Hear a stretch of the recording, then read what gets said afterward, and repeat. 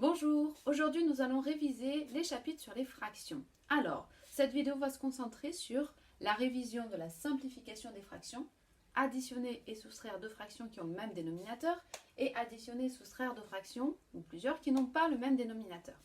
Cette carte mentale va être essentiellement présentée avec des exemples et non pas des formules à retenir, tout simplement parce que les fractions, c'est surtout beaucoup de pratique, de l'entraînement, et après vous allez voir, c'est pas si compliqué. On va commencer par la simplification des fractions. Alors, une simplification de fraction, c'est quoi? Vous avez une fraction. Une fraction, on se souvient que c'est une division de deux nombres.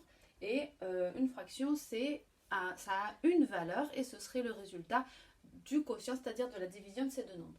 Mais nous, on préfère le garder écrit sous forme de division et on veut l'écrire de manière plus simple. C'est-à-dire, on sait qu'on peut écrire une fraction avec des nombres, d'autres nombres là, et qui donneraient le même résultat. Et le but, c'est de trouver deux nombres différents, mais qui donnent le même résultat, et avec des nombres plus simples, d'où simplifier une fraction. Alors, comment on fait pour ça? On sait qu'on a le droit de diviser le numérateur et le dénominateur par un même nombre, et ça nous donnera deux autres nombres qui vont nous donner une fraction plus simple. Comment trouver ce nombre par lequel il va falloir diviser les deux numérateurs et dénominateurs? Quand on travaille avec les fractions, un atout indispensable, ce sont les tables de multiplication. Si vous ne les connaissez pas par cœur, je vous conseille vivement de les avoir toujours dans votre cahier, toute l'année, on s'en sert tout le temps. Alors comment ça fonctionne? On cherche en fait, on va chercher une table de multiplication dans laquelle se trouvent 24 et 56. Pourquoi? Eh bien quand j'aurai trouvé la table de multiplication dans laquelle j'aurai le multiple, c'est-à-dire le résultat d'une multiplication 24 et aussi 56, je vais pouvoir diviser par cette table de multiplication. Alors, on regarde ici, on observe attentivement tous les nombres que nous avons. Alors, soit on connaît un peu ces tables et ça va plus vite, soit il faut chercher chaque résultat et voir dans quelle table je retrouve 24 et 56. Et en cherchant bien, on voit que dans cette table-là, la table de 8, j'ai ici 24, mais j'ai aussi 56. Ce qui veut dire que je vais pouvoir simplifier ma fraction par 8. Simplifier par 8, c'est-à-dire diviser cette fraction en haut et en bas par 8. Alors, on y va. Je réécris la fraction, mais je fais le trait de fraction plus grand car je vais diviser en haut et en bas par la table que j'ai trouvée. Donc là, on cherche une table de multiplication. Ensuite, comment on fait pour trouver la suite? On reprend la table de multiplication et 24 divisé par 8, ça veut dire dans 24, combien de fois je trouve 8? Dans 24, combien de fois je trouve 8? Eh bien, je vais chercher le nombre qui est là. Il y est 3 fois. Donc ici, j'écris 3. Même chose pour 56 divisé par 8. Dans 56, combien de fois 8? Je suis toujours dans ma table de 8. Je retrouve le 56 qui est là. Dans 56, combien de fois 8? Il y est 7 fois. Donc ça fera 7. Et voilà, j'ai simplifié ma première fraction. 24 sur 56, ça fait aussi 3 septièmes. On dit ici que cette fraction est irréductible. Je ne peux pas plus la réduire, c'est-à-dire que je ne trouverai aucune table de multiplication par laquelle je peux encore diviser. Voilà, ça c'est pour la simplification de fraction. On va passer maintenant à l'addition. Additionner et soustraire deux fractions. Alors ici, dans ce cas, mes deux fractions ont le même dénominateur. Donc, c'est assez simple, c'est même plutôt intuitif. Si j'ai 9 huitièmes et si j'ai 5 huitièmes, combien j'ai de huitièmes en tout? Eh bien, j'ai tout simplement 9 plus 5 huitièmes. C'est-à-dire que j'additionne les deux numérateurs, mais je garde le même dénominateur qui représente en fait comme une part de quelque chose. J'ai 9 huitièmes, j'ai 5 huitièmes. Combien j'ai de huitièmes? J'en ai 9 plus 5, j'en ai 14 huitièmes. Et je garde le même dénominateur jusqu'au bout. Petite remarque ici, il faut prendre l'habitude de simplifier les fractions, comme on vient de voir ici. Donc même si j'ai fait une addition, on a le réflexe d'aller plus loin et de simplifier cette fraction. Je cherche donc une table dans laquelle se trouvent 14 et 8. Alors, tout ne se trouve pas spécialement dans la table de multiplication, mais ici. Et en fait, je sais que 14 et 8, ce sont de nombres pairs, c'est-à-dire qu'ils sont tous les deux dans la table de 2. Je trouve 8 je trouve 14. Je peux donc simplifier par 2. Et qu'est-ce que ça va me donner? Eh bien, 14, je vais l'avoir là. 2 fois 7, 14. Donc, je vais avoir 7. Et 2 fois 4, 8. Donc, je vais avoir 4 en bas. Je divise donc les deux par 2. Et je me retrouve avec 14 divisé par 2, 7. Et 8 divisé par 2, 4. Voilà, j'ai additionné mes deux fractions qui ont le même dénominateur. J'ai trouvé 14 huitièmes et je les simplifie, ça m'a donné 7 quarts. Et comment ça se passe quand je veux additionner ou soustraire des fractions qui n'ont pas le même dénominateur? Alors, une règle très importante, pour pouvoir additionner ou soustraire des fractions qui n'ont pas, pour pouvoir additionner ou soustraire des fractions, il faut absolument que j'ai le même dénominateur. Sinon, je ne parle pas de la même chose, je ne parle pas des mêmes portions, je ne peux pas faire des opérations avec. Donc, qu'est-ce qu'il faut faire? Eh bien, il faut transformer chacune des fractions jusqu'à avoir le même dénominateur en bas. Première chose, ça va être de chercher ce dénominateur commun. Dénominateur commun.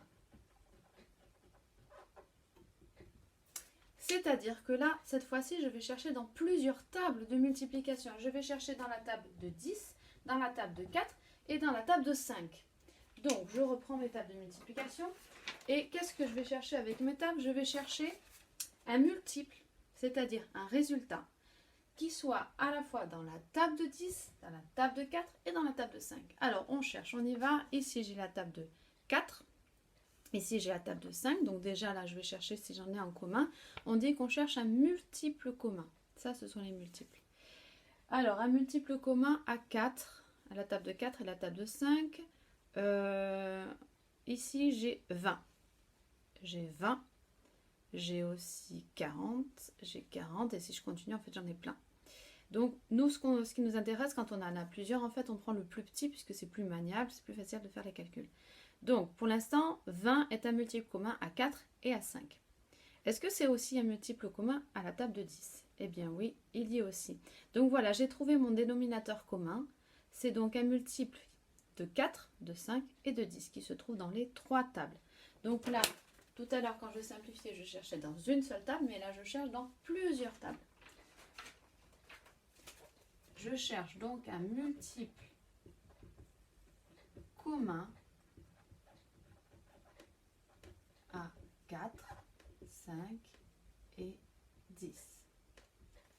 Et j'ai trouvé quoi? J'ai trouvé 20.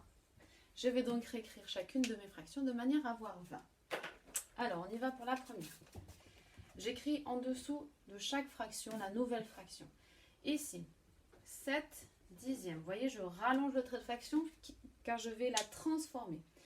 Pour simplifier ici, on divise par un nombre, mais là, on va faire le contraire, on va multiplier car nous allons grossir le dénominateur. Alors ici, pour la première fraction dont le dénominateur est 10, je veux obtenir 20. Par combien il faut que je multiplie? Par 2. Je multiplie donc ici par 2. Et je n'ai pas le choix pour le numérateur. Je multiplie aussi par 2 de manière à conserver ici la même fraction que là. Je continue avec ma deuxième fraction. Ici, j'ai 3 quarts. Je veux transformer ma fraction, c'est-à-dire multiplier le numérateur et le dénominateur par un même nombre. Par combien est-ce qu'il faut que je multiplie pour obtenir 20? Je reprends ma table de multiplication. Cette fois-ci, je cherche dans la table de 4. Ici, j'avais 20. Par combien il faut que je multiplie 4 pour avoir 20? Il faut que je multiplie par 5. Pour le numérateur, je n'ai pas le choix, je suis obligée de faire par 5 de manière à conserver la même fraction qu'au-dessus. Dernière fraction, 2 cinquièmes. Par combien est-ce qu'il faut que je multiplie en haut et en bas pour avoir 20? Je vais donc cette fois-ci dans la table de 5. 20, c'est mon dénominateur commun, c'est celui que je vais avoir. Par combien je multiplie 5 pour avoir 20? Par 4. Donc ici, je fais x 4 et ici x 4. Je me retrouve donc avec les 3 mêmes fractions qu'au-dessus, mais transformées. Maintenant, je vais calculer chacune des fractions. Alors, cette première fraction qui est ici, je vais calculer 7 fois 2 et 10 fois 2, ça me donnera la même fraction que je vais écrire ici. 7 fois 2, ça fait 14. 10 fois 2, ça fait 20. 14 sur 20 est la même fraction que celle-ci et la même fraction que celle-ci. Je continue avec ma deuxième fraction. Ici, attention, on respecte bien les opérations. J'ai un moins. 3 fois 5, ça fait 15. 4 fois 5, ça fait 20. 15 vingtièmes, c'est la même fraction que celle-ci, qui est la même fraction que celle-là. Je continue avec cette fraction. 2 fois 4. Alors là, j'ai plus. 2 fois 4, ça fait 8. Et 5 fois 4, ça fait 20. 8 vingtièmes est la même chose que cette fraction. Et la même chose que cette fraction. Donc ce calcul-là, c'est le même que celui-là, mais avec des fractions, cette fois-ci plus gros. Je ne les ai pas simplifiées, je fais le contraire. Dans le but, et on vérifie bien, d'avoir le même dénominateur.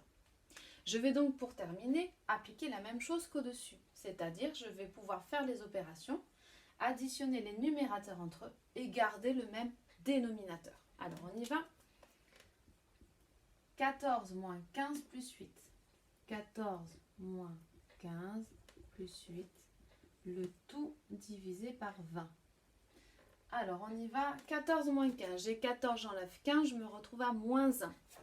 Moins 1 plus 8. Je démarre de moins 1, j'ajoute 8, je me retrouve à 7.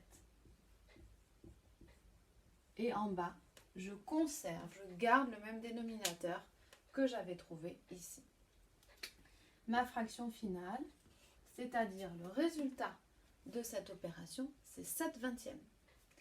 Dernière petite question, peut-on simplifier cette fraction? C'est-à-dire, est-ce que je vais trouver une table dans laquelle se trouvent 7 et 20? Alors, si on connaît bien ces tables, en fait, il n'y a aucune table, on aura beau chercher, aucune table de multiplication dans laquelle se trouve comme résultat, comme multiple, 7 et 20. Donc, j'ai une fraction irréductible. Je ne peux pas plus la simplifier, je ne peux pas plus la réduire. Voilà, ça c'est la première carte mentale sur le chapitre des révisions des fractions. Alors, je baisse un peu pour que vous puissiez voir. Et là, vous pouvez faire une capture d'écran, vous l'imprimez, ça vous fait une belle carte mentale.